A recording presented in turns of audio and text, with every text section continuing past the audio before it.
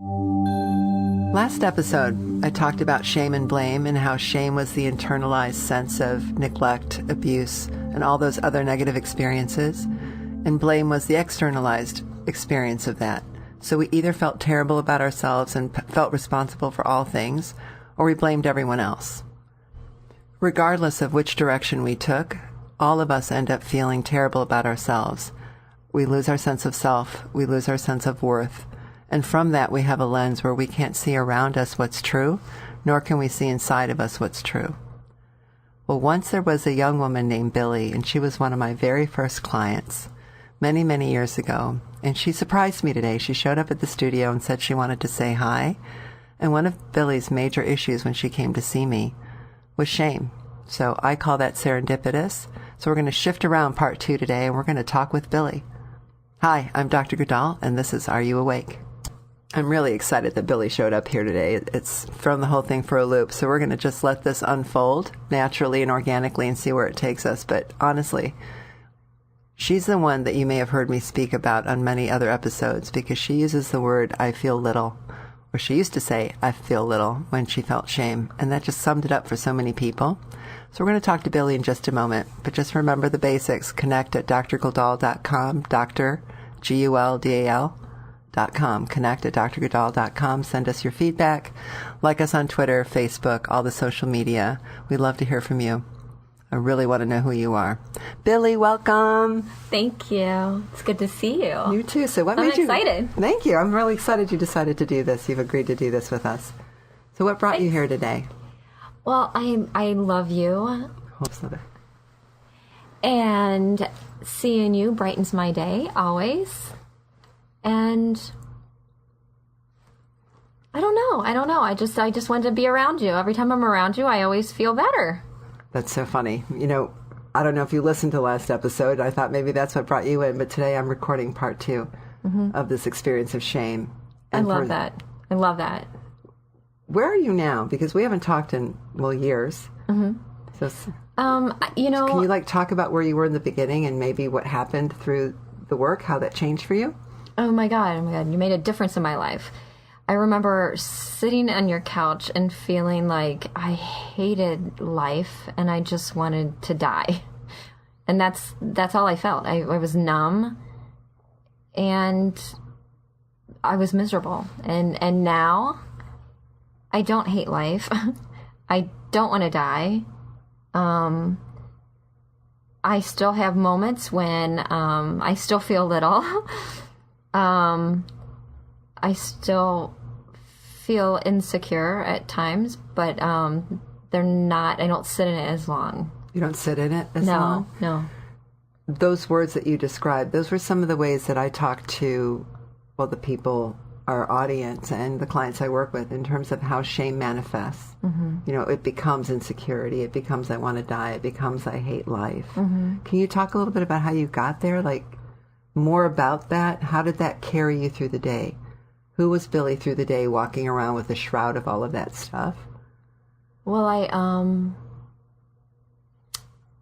I grew up in an alcoholic family, and I was the youngest of 6, and I spent a lot of time, I laughed a lot, and I would stuff, and I giggled through a lot of it, so I felt responsible for a lot of situations that would happen. Instead of using my words to say what was going on, I would laugh because I had a nervous laugh, and I felt like it was encouraging. And I was thinking about that, actually. I was thinking about that this morning.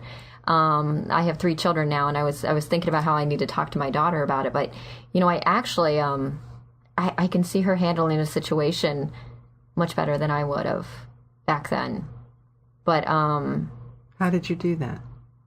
Because you didn't have children when we were working together. No. You wanted children. Right. You wanted children, but you didn't feel like you should have them. Right, because I didn't have the best parent.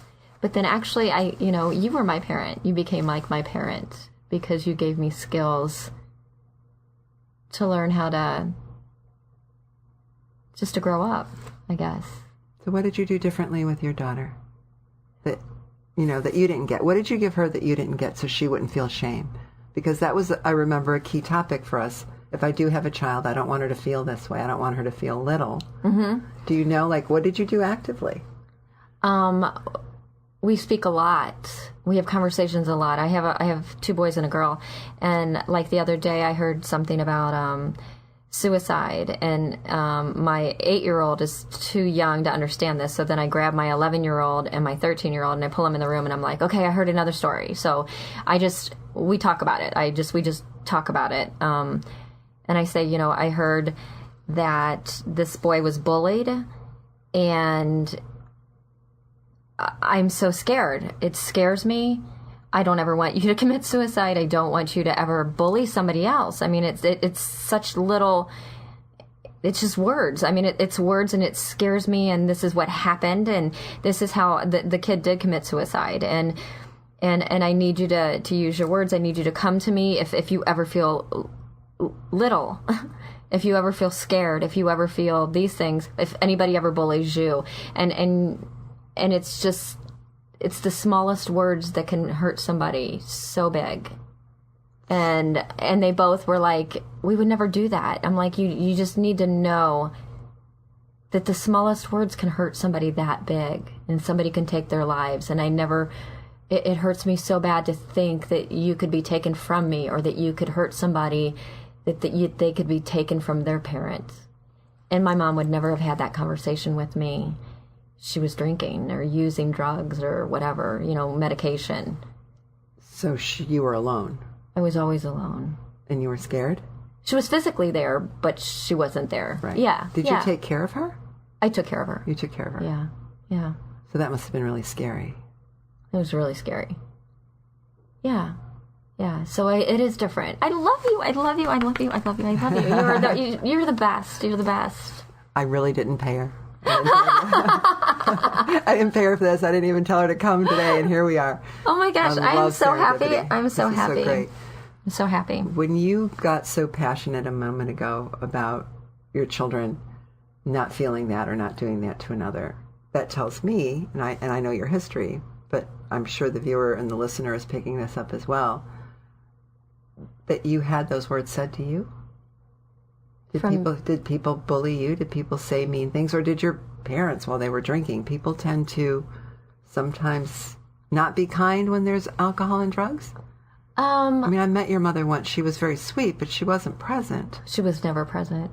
Like my dad used to, you know, say sarcastic things a lot, like call me a wussy and just things like that. And I'm very, very cautious about the things I say to my kids. You know, my son, oh my God, he loves to sit at his computer and play games on his computer. And he doesn't, you know, in my head, I want to say, you know, he could be, I would use the word lazy. I think this or I feel this, but I will never, ever say that. So I try to do cartwheels to get him to do things without labeling him. And, it's not an easy thing. It's not an easy thing, but I don't like that. I don't like stuff like that. So you had so much shame, but what you shared with us was your dad used words like wussy. He didn't beat you. No. You weren't beaten.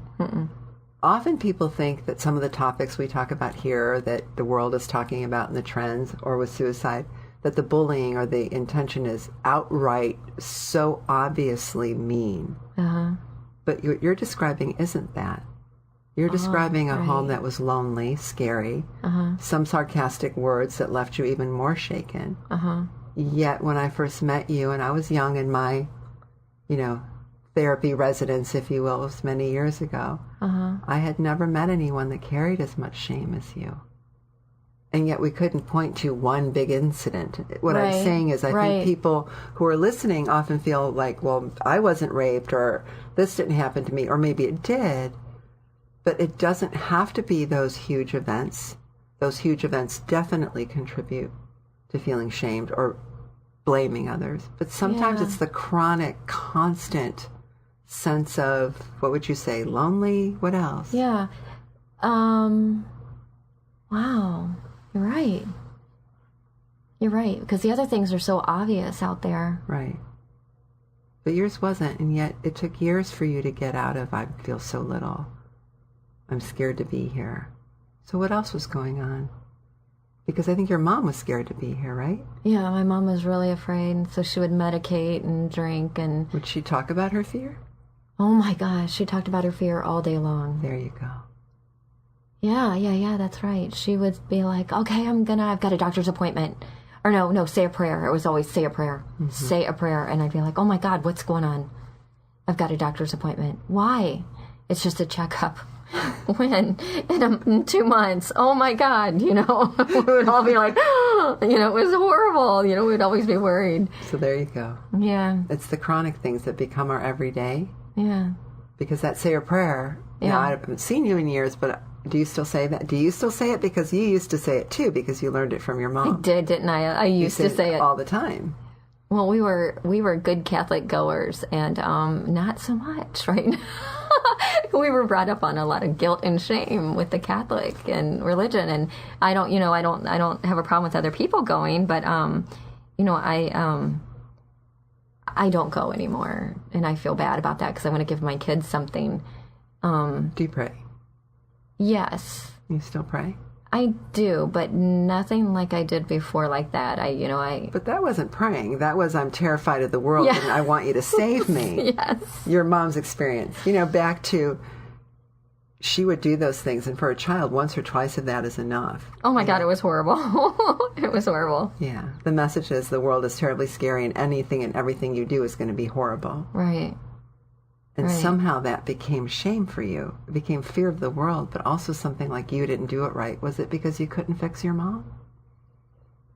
Right. I couldn't fix her. Couldn't save her? I couldn't save her. That's funny because today, my son, my 11-year-old, called me crying, and he said he missed me today. And I was at work. And I sent him a text. I talked to him first, and then I sent him a text later going, just say a prayer.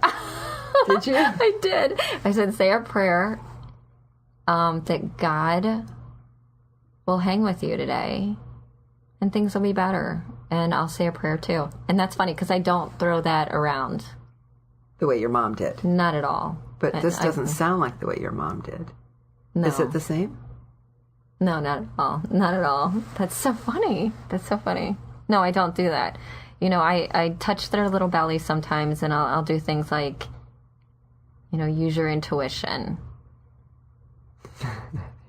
I know, use your intuition. Do you teach them? What does that mean? You learned that in our sessions. I did the intuition. My son... To listen to your gut? Yeah, listen to your gut and your intuition. I use more of that. And my 8-year-old used his intuition. This weekend, we had to go get his hair cut because he cut his own hair. And he had a little Jim Carrey thing going on there. And he said that his intuition told him not to listen to his mom. And then he cut his own hair. He cut his own hair. So you throw that intuition thing around enough that he... Well, yeah, I guess I use that a lot. I might want to work on that. You might want to work on that. Yeah. How do you use it since I've seen you, since our work together? How do you use intuition in your life now to help you not feel shame and not blame the world for being so awful? I love you. I do. I love you too. Intuition. Because I remember the first time, maybe not the very first time, but I can remember early on saying to you, listen to your gut. Oh, I didn't trust it. You didn't. Oh my God, I would have never listened to my gut. No, you didn't trust it because you thought for sure it was wrong. Right. Which is very common when we're feeling ashamed. How about now? Well, I know my intuition and what is probably, the better of what is right and wrong.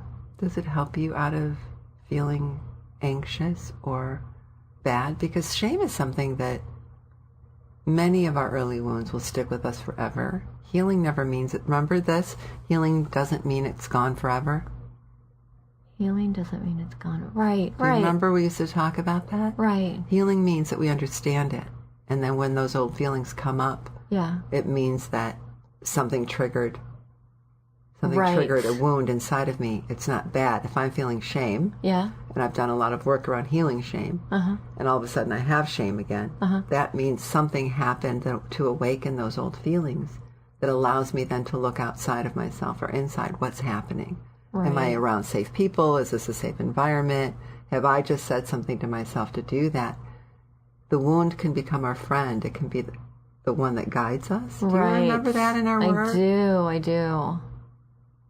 Wow. I'm sorry I'm talking slow because I'm thinking of like a million things. I think you can talk slow. Everybody else is thinking too. Yeah. It's been a long time, so I didn't know if you remembered that. And do you use it? Do you get to use it? Yeah, I do. Clearly your son used it. He knew exactly what he wanted to do. I know. And I have those too. And how did you not shame him? How did you not shame him? You know what? By listening to his intuition.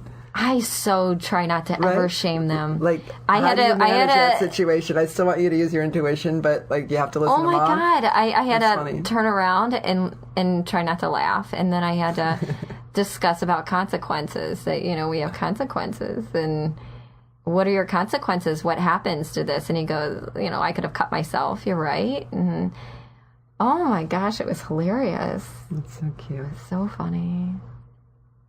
I don't know. I love you. You've helped too. me so much. Let's talk about blame. Was your dad the one that blamed everybody? Yeah. Because you had both. And most people will end up in some situation because they're the same whole, right? Shame is one half and blame is the other. Yeah. Is he still? He lives with us. Oh, you he know does? that? Yeah, he lives with us now. That's right. Yeah. Yeah, that's fun. Does that trigger old stuff? It can, but you know what? I squash it right away. Like, I stop it. Okay, so can you tell our listeners that process? How does it come up for you and how do you squash it? Because you've done so much work. Yeah. And these podcasts, the episodes that I do, are all about helping people do this for themselves, to empower. My mom passed away 4 years ago from drinking and taking prescription drugs.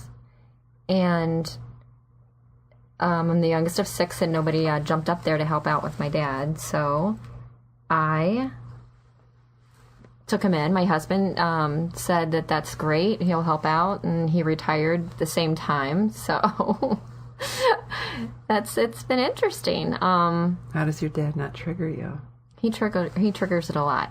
Does he? Yeah, he does. But How do you squash? What do you do? well, a lot of it. I'm not going to allow him to behave in the same manners around my kids. So I think that's it. I mean, for me, if really? he, yeah, oh yeah. So you're able to stand up and use your voice? Oh sure, and You say, oh sure, but the Billie I knew, yeah, she was really little. she was really little. This is amazing. This is making me happy. Yeah. So this is really great because I often talk about how once we transform something, it's like it never existed. This was a perfect example of that right now. You're like, well, of course. Like, oh, sure. Oh, you're know, right. it was You're like, right. really? Oh, yeah. Wow. She's a little bigger right now. That's amazing. No, that's beautiful. It's scary. It's still, don't get me wrong, it's really scary. Like, I act big right this second, but like actually at dinner time, I remember when he moved in, the rule was we're not going to feed the dog people food, and we would watch him take the food and like start to put it underneath the table, and the kids would go, "Mom, he's doing it again," and I would be like, and I would give them the look, and then The look was silence? like please, I will take care of this. Okay. And then after dinner, we would talk to them, and I would say, listen, I will take care of this. And they would say, he doesn't listen to you either. And I'm like, you know what? We need to have some respect here. First of all, that this is my dad, and I will take care of it. He doesn't listen to you either. It's kind of funny, but at least I use my words, and it's better. And Does he listen to you more now? He does listen to me a lot more now. But it was kind of funny how they use their words. You taught them well. They use their words. But we have to teach them respect, too. I mean, I don't mind if they use their words if they can use them nicely. That was 4 years ago. So how do you squash your fear? You said you squash it when it comes up. Or the shame before you speak to your dad. What do you do to squash it? It's scary, but you do it anyway? I do it anyway. Okay, so how do you do that? Okay, You know? like, let me think. Like, my son, Logan, if he's sitting at the computer, that bothers my dad. My dad will be like, he'll say to me, he's been at the computer. And, and he wants to rip on my son. The way he used to rip on you. Yes. And you see it in his eyes. And I can see it, and I'll say, stop. It's not okay. I don't want him to hear you. I get, blah, blah, blah. If you want to discuss him later, we can. I do not want him to hear you say anything about him negative. Do you use that tone? Yeah, just like that. That is not little. Yeah. That's not little. And then later, I said, you were going to say something negative about my son? And he'll say, no. I was just going to say, it just seems like he's been on the computer. And I said, I know that you think he's lazy.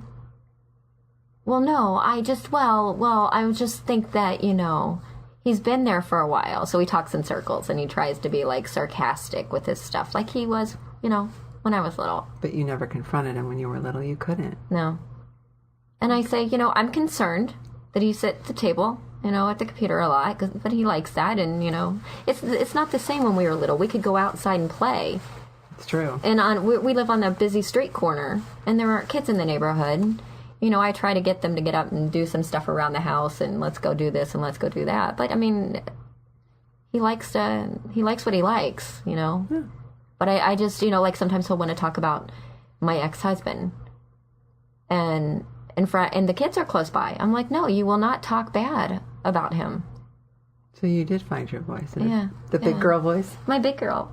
Yeah. Yeah. I have you to thank for that. Oh, and yourself. You did the work. Oh, I don't know if I would have found that without you.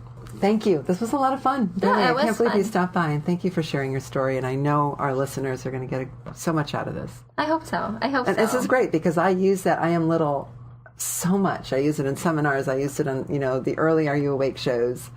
Oh, I'm so I use glad. it on the TV show. I just used it on P Squared in Trinidad last weekend. I use it all the time because I see you and I remember how that embodied everything that we try to talk about when we talk about shame. So thank you so much for being here. Anytime. I love you. Thank you. I love you too. Okay, completely unexpected, and I've decided I'm going to just leave that raw. We're not going to do any editing. We're just going to let that unfold. What a good time. Really appreciate it. Shout out to you, Billie. Thank you so much. Well, she just left. Let me see if I can summarize that and pull it together. I don't know. That was really nice to see her. Interesting how she stopped by today.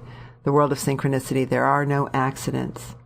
I did promise last episode that we would talk about the psychological, spiritual, and physical brain science components to visualization, but today kind of took us off of that, so I guess that's going to be next one. So we're looking at a part 3 of Shame and Blame. At the same time, I also asked everybody who was listening to do 2 things. One was to try it on. Get a vision of what an episode or something could be like without the experience of shame. So something that typically would trigger shame in you, to try it on and to see what that would feel like without it. And also to do something differently in that moment. To picture and use visualization and imagery to do something different. Billie's language of feeling small is also an image, isn't it? It's a beautiful metaphor. I think everybody can instantly get how feeling small, what that does. And how she talks about squashing, her dad's stuff and standing up for her kids and doing what her parents couldn't do for her. These are all also images that we can all work with. I told the story of my friend who I just had a great deal of respect for and admired and, didn't know how the paper worked in a fax machine and didn't understand that deodorant would leave a stain on black sweaters. I remember that moment so well, like it was right now yesterday. Because I remember each time that happened, and they happened within like a week or 2 weeks of each other, that I immediately, my entire insides went, oh my God, I'd be mortified if somebody saw me behave not perfectly, And yet when he did it and said it's part of my charm, I felt more endeared towards him, cared about him more, thought it was adorable, and he was more human. He came down off that pedestal of perfect that I'd put him on. And that was, like I said, huge for me. So I want to finish that story. That stayed with me.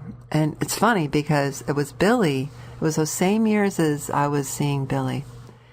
And at that office that I worked in at the time, I was brand new. I think I was just out of doing my residency or just finishing it up. Really new. And terrible at paperwork, by the way. In case you can't tell, I'm tangential and I'm conceptual and I'm a little ADD. So I never wanted to do my paperwork.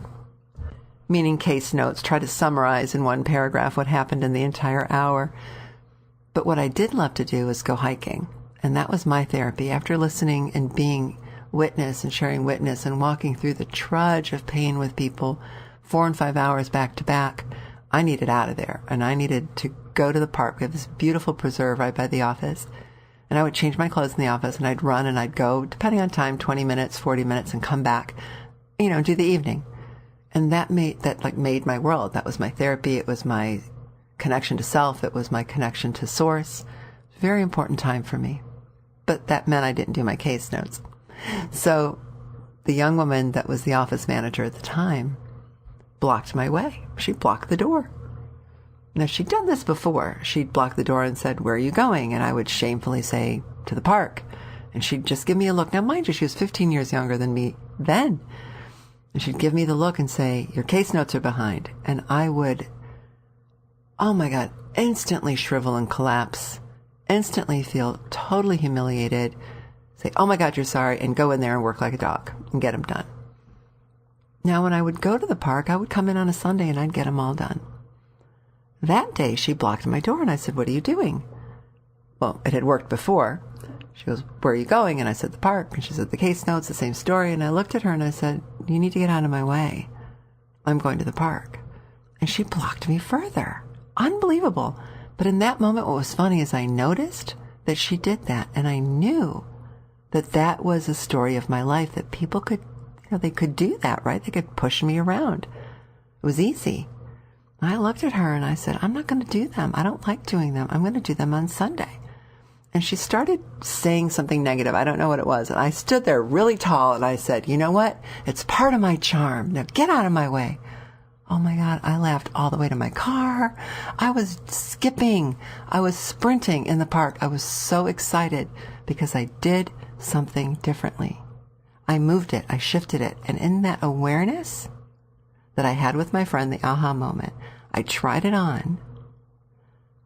I felt my own shame in that moment. I had an example, an outside one, not my own, but same thing. And I did it differently. Now, did that heal all my shame forever after? Absolutely not. But did it give me a place to move from? It was unbelievable. And I still say that when I do something silly and walk into walls. My nieces call it auntie moments. I say it's part of my charm.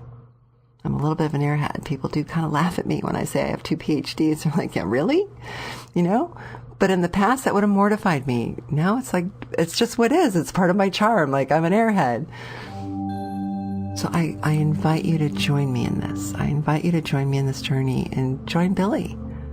Join us in this journey of trying it on, looking around, look for role models of somebody that did it differently. Find your aha. And for those of you that live in blame, where it's everybody else's fault, as you're listening to this, just question, how could everything always belong to someone else? Those of you that blame everyone else don't want to feel shame. Those of you that feel shame are horrified at blaming someone who may have hurt you, because that was the consequence, right? You were made to feel terrible if you stood up for yourself. So if you notice here, it's the yin and the yang. It's parts of the whole, and we need to find that middle. We need to find that place where the yin and the yang meet, and find those moments. Think about what it would look like and feel like. Do something differently. We're going to continue that invitation. And next time, we're going to do what we were going to do this time. So take a moment, take a deep breath. And the exercise today is really find something to laugh with. Laugh at, laugh with. Do you feel small? Look around. Who else do you know that feels small? What actor, celebrity, whoever do you know that has felt small, that has now talked about coming out of it? Or a character in a movie or a book or a video game, whatever it may be, on social media.